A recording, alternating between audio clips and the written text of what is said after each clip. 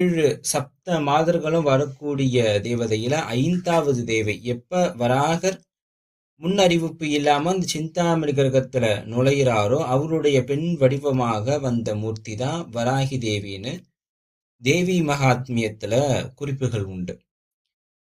தேவி பாகவதத்துல குறிப்பு உண்டு. தேவி மகாத்மியத்துல ரக்த பீஜனோட துர்கா பரமேஸ்வரி போரிட சொல்ல அந்த ரக்த பீஜனை சமாளிப்பதற்காக வராகி தேவிய அம்பாள் தன்னுடைய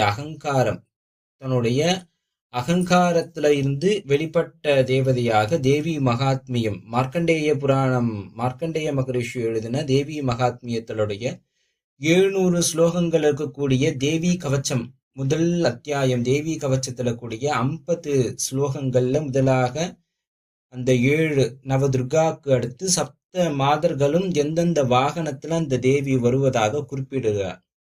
பிரம்மாவும் மார்க்கண்டேய மகரிஷியும் உரையாடலாக இருக்கக்கூடியதுதான் தேவி மகாத்மியம், தேவியினுடைய பெருமையை சொல்லக்கூடிய நூல். அந்த புராணத்திலையும் ரக்த பீஜனை சமாளிப்பதற்காக வெளிப்பட்ட தேவதை தன்னோட துர்காதேவி அகங்காரத்துல இருந்து வெளிப்பட்ட தேவதையாக வராகி தேவியை நம்ம பார்க்கிறோம்.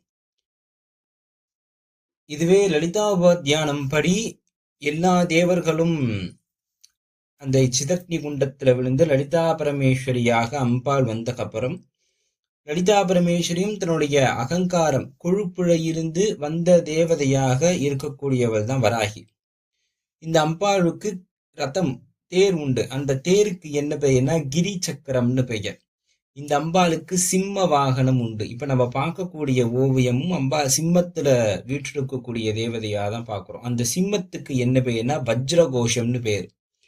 வஜ்ரம்ங்கிறது இந்திரனுடைய ஆயுதம், அதாவது இடி. வஜ்ரகோஷம் ஒரு 100 இடி இடித்தால் எப்படி அந்த சப்தம் இருக்குமோ அதே மாதிரி அந்த சிங்கத்தினுடைய கர்ஜனை அந்த அளவுக்கு ஒரு ஆங்காரமாக ஒரு உக்ரதன்மையாக வெளிப்படுமா. அதனால அந்த சிங்கத்துக்கு பெயர் வஜ்ரகோஷம்னு பேர் உண்டு. அதுக்கப்புறம் தேவி மகாத்மியத்துல வரக்கூடிய அங்கங்கள்ல வராகி தேவி மகிஷன் எருமை வாகனத்துல வரக்கூடிய குறிப்புகள் இருக்கு. இந்த வராகி தேவி ரக்த பீஜன் மட்டும் சமாளிச்சது இல்லாம பண்டாசுனுடைய தம்பி விசுக்கரனுடைய யுத்தம் பண்ணிதாக லலிதா சகஸ்ரநாமத்துல கூடிய மந்திரத்திலையும் விசுக்ர பிராண ஹரணா வாராகி வீக நந்திதா லலிதா சகஸ்ரநாமும் வராகிய புகழ்கிறது.